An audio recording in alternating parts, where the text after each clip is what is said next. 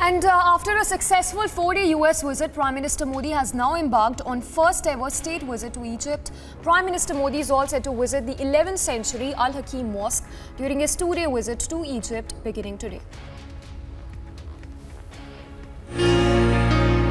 After a successful and historic 3-day visit to the United States,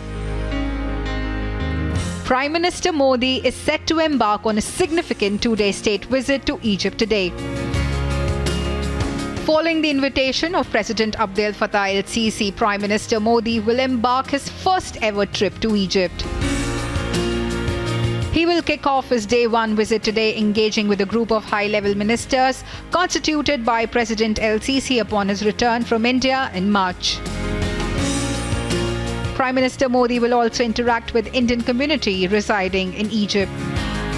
And on the very next day, on June 25th, Prime Minister Modi will make his visit to Al Hakim Mosque. PM Modi's visit to the mosque is scheduled as the first event on the last day of his 2-day program in Egypt's sprawling capital, Cairo. A historic and prominent mosque in Cairo named after Al Hakim bi Amr Allah, the Prime Minister will spend nearly half an hour at the Al Hakim Mosque. Following this, he will pay tribute to Indian soldiers who fought for Egypt during World War I by visiting the Heliopolis War Grave Cemetery on Nabil El-Waqt Street.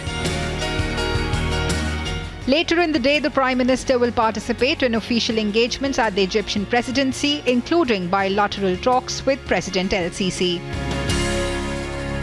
Sources suggest several memorandum of understanding and agreements are expected to be signed between the two nations.